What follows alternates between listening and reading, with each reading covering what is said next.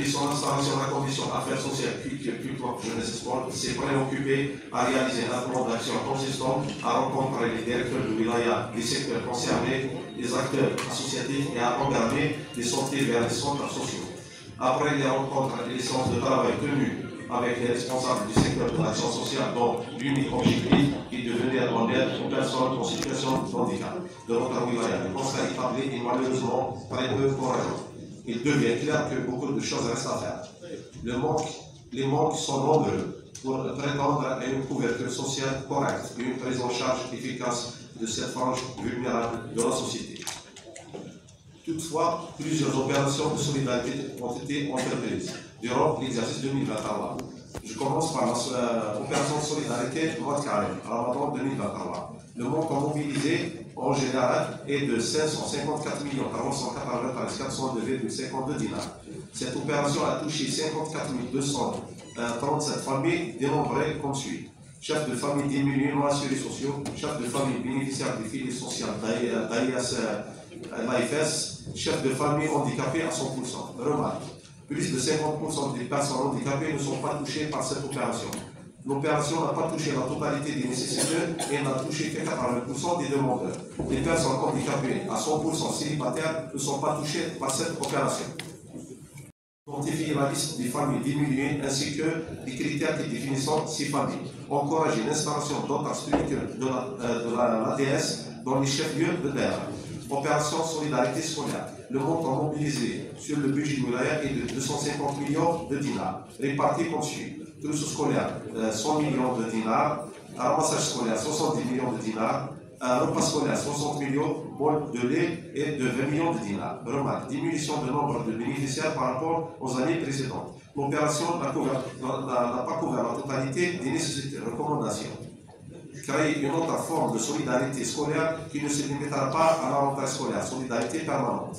Établir un recensement des élèves bénéficiaires de l'aide sociale. Mener des enquêtes sociales sur le terrain dans les écoles en impliquant les communes et les associations des parents d'élèves. Nous avons constaté qu'un accord de soutien et d'aide sous le numéro 042-08-2008 a été signé entre les deux ministères, Éducation nationale et Solidarité nationale, pour prendre en charge la solidarité scolaire, scolaire, transport des handicapés, mais malheureusement, les centres psychopédagogiques gérés par le mouvement associatif au nombre de 8 ou plus n'ont pas bénéficié des avantages entrant dans ce cadre. Opération solidarité acquisition du matériel orthopédique au profit des handicapés de la wilaya.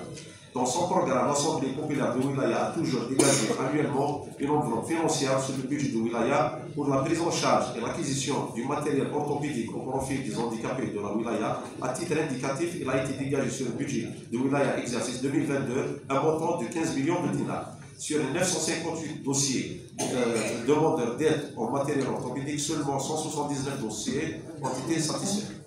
Remarques et recommandations. La direction de l'action sociale n'a pas prévu de budget conséquent pour l'acquisition du matériel orthopédique depuis 2016 à ce jour, malgré le nombre croissant des personnes handicapées qui dépasse les 33 000 personnes dans notre wilaya. On demande aux autorités concernées de revoir ce chapitre à la hausse, car les handicapés de la wilaya de Tizi Ouzou ont besoin de ce matériel pour leur déplacement et leur scolarisation vu le relief de notre wilaya. Prime d'insertion des diplômes du PIT. La wilaya n'a pas bénéficié de ce dispositif depuis 2016 à ce jour. Le dispositif d'aide à l'insertion sociale, d'AIS. En effet, tous les services communaux et de l'entretien des écoles et de l'administration en général fonctionnent avec les dispositifs d'AIS et PIT. Malheureusement, ce dispositif est gelé depuis 2018-2019. Programme TUPUMO.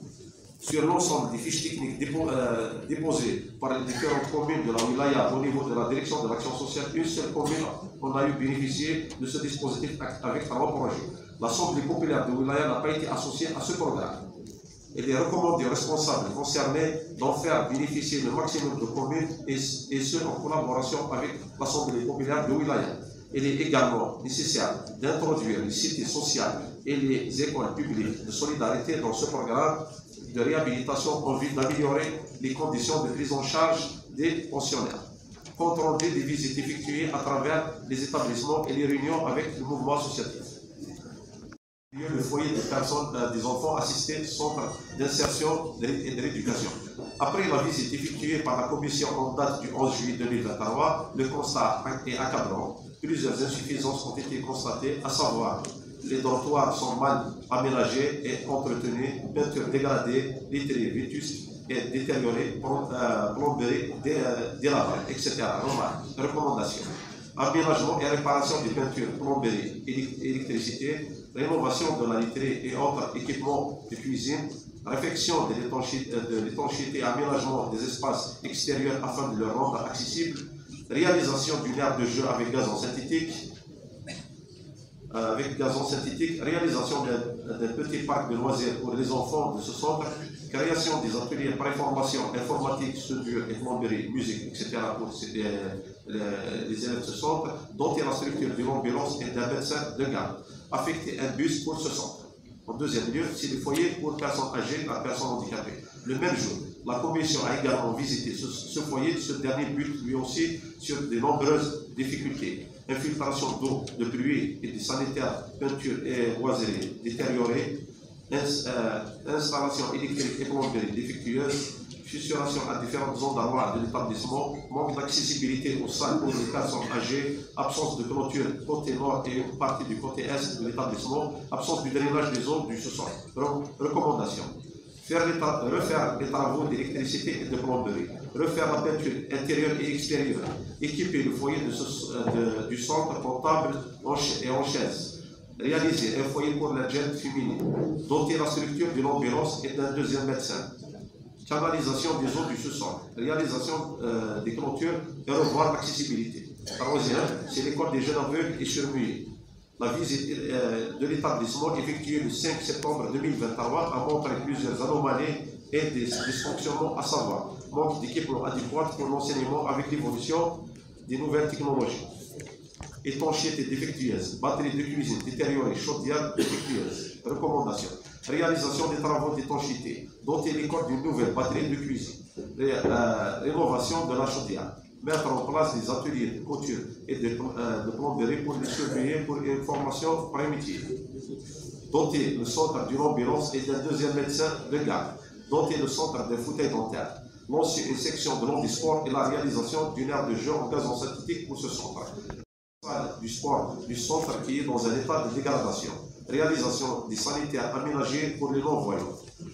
Après, centre médico-pédagogique des enfants adaptés mentaux de Bouhalfa, CPP de Bouhalfa. Visite effectuée le 5 septembre 2023, la commission a constaté plusieurs insuffisances, à savoir l'absence de l'étanchéité pour la moitié de l'établissement, batterie de cuisine détériorée, peinture extérieure dégradée, manque d'accès avec abri pour les enfants, des espaces verts ne sont pas aménagés, manque de personnel spécialisé, manque d'équipements et d'installations spécifiques. Recommandations.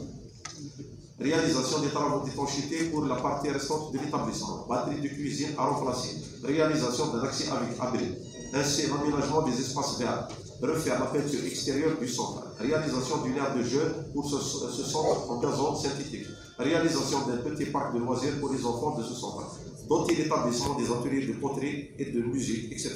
Doter le centre d'une ambulance et d'un bus. Renforcer le centre par des éducateurs spécialisés. Réalisation d'une salle psychomotrice avec la dotation en personnel qualifié. Centre médico-pédagogique pour l'enfant inadapté, montant CPP de Wavino. Le centre a été visité le 10 septembre 2023. La commission a constaté des manquements dans ce centre, à savoir la batterie de cuisine détériorée, la chaudière en panne, absence d'étanchéité pour certains blocs de l'établissement, absence de la climatisation pour les blocs d'hébergement du centre, les installations d'électricité et de la plomberie défectueuses. Recommandations.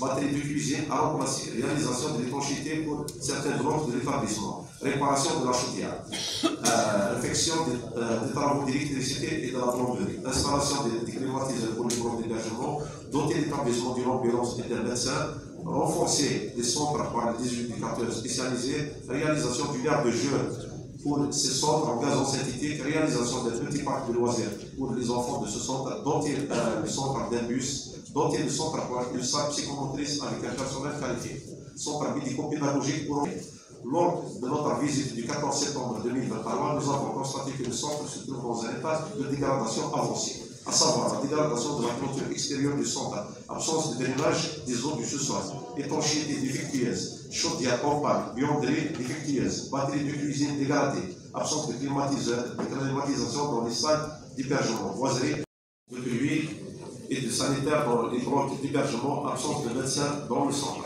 Recommandation: refaire et renforcer la clôture extérieure du centre, batterie de cuisine à remplacer, doter le centre de médecins, refaire l'étanchéité pour l'établissement, réparation de la chaudière, refaire la boiserie, installation d'une nouvelle buanderie, installation du climatiseur pour les blocs d'hébergement, refaire les travaux d'électricité et de la plomberie, canaliser les infiltrations d'eau de pluie et des sanitaires au niveau des blocs d'hébergement, aménagement des espaces verts du centre, doter l'établissement d'une ambulance et d'un bus, réalisation d'une aire de jeu pour ce centre en gazon synthétique, réalisation d'un petit parc de loisirs pour les enfants de ce centre, doter le centre par une salle psychomotrice avec un personnel qualifié. Après, on a visité le centre des SDF, sans-abri, ex-IPR de Tizi-Ouzou. La commission sociale de l'APOI s'est déplacée au centre d'accueil des personnes sans-abri le mardi 12 septembre 2023 à 19h. Sur place, le constat est alarmant, car le centre est fermé, alors que les SDF sont éparpillés à travers les rues, les jardins publics. Selon les informations, le centre n'est ouvert qu'en saison hivernale.